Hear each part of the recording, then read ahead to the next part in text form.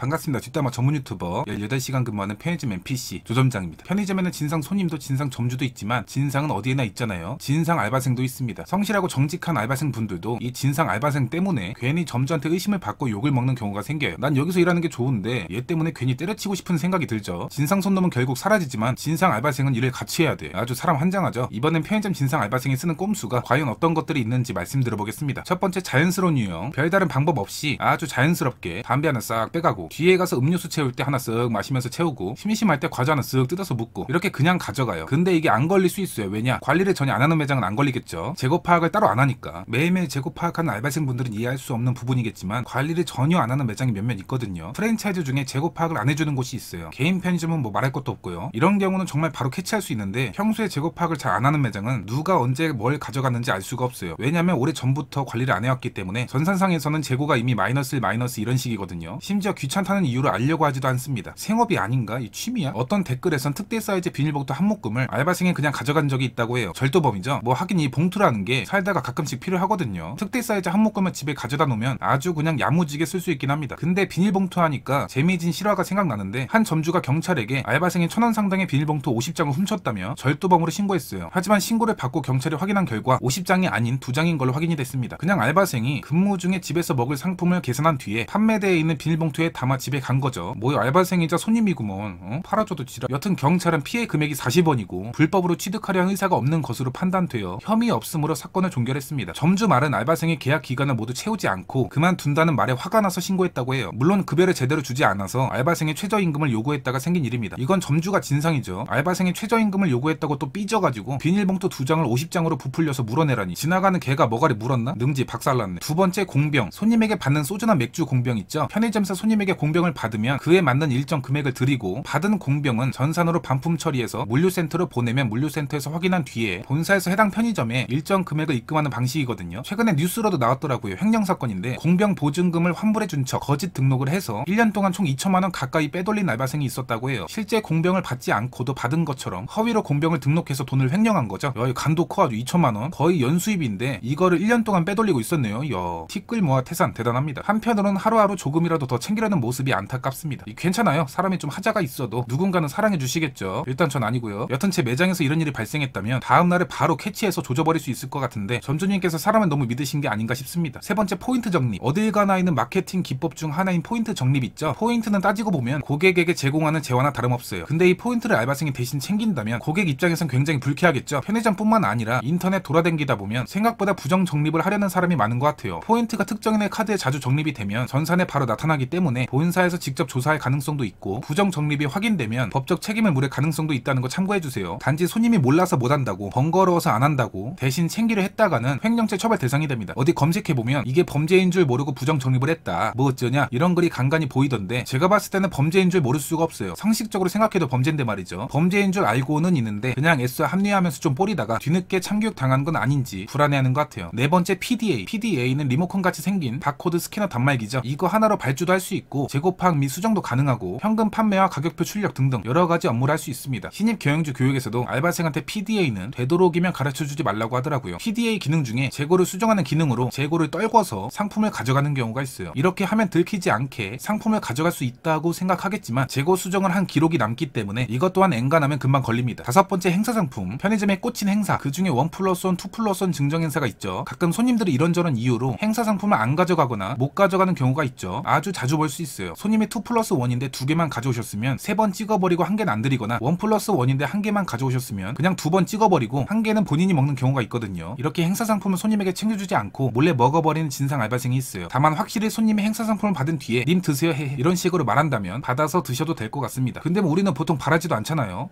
괜히 상품 하나하나에 욕심부리다가 잘못 걸리면 인생 조질 수 있습니다. 손님은 손님 쪽에서 보이는 포스기 화면을 잘 보시면 될 것 같아요. 왜냐면 포스기에서 행사 상품이라는 멘트가 안 나오도록 설정할 수도 있거든요. 여섯 번째, 접내 용도. 편의점 포스기 기능 중에 접내 용도품 등록이 있죠. 예를 들어 기존에 쓰던 물티슈를 다 써서 새 거를 꺼내야 되는데 새 물티슈를 그냥 쓰면 재고가 안 맞잖아요. 그래서 접내 용도 기능을 이용해서 재고를 떨구고 새 물티슈를 쓰곤 하거든요. 근데 이 기능을 이용해서 상품을 슬쩍하는 진상 알바생이 있어요. 점주님들은 마감 영수증에 접내 용도 금액도 나오니까 한 번씩 신경 써서 확인하시면 될 것 같습니다. 이렇게 편의점 진상 알바생이 쓰는 꼼수에 대해 말씀드려봤습니다. 몇몇 진상 알바생 때문에 열심히 잘하고 있는 알바생들까지 의심을 받고 욕을 먹는 일이 생기죠. 첫 번째로 점주분들이 자신의 매장에 관심을 가지고 신경 신경 써야 되는 것도 있지만 알바생 분들도 나는 잘하고 있는데 다른 진상 알바생 때문에 괜히 억울하게 의심을 받을 수 있어요. 그러니 시제 확인이나 재고 파악 같은 작업은 본인을 위해서라도 꾸준하게 해주시는 게 좋습니다. 그럼 안녕. 어딜 가나 있는 마탱 어딜 가나 있는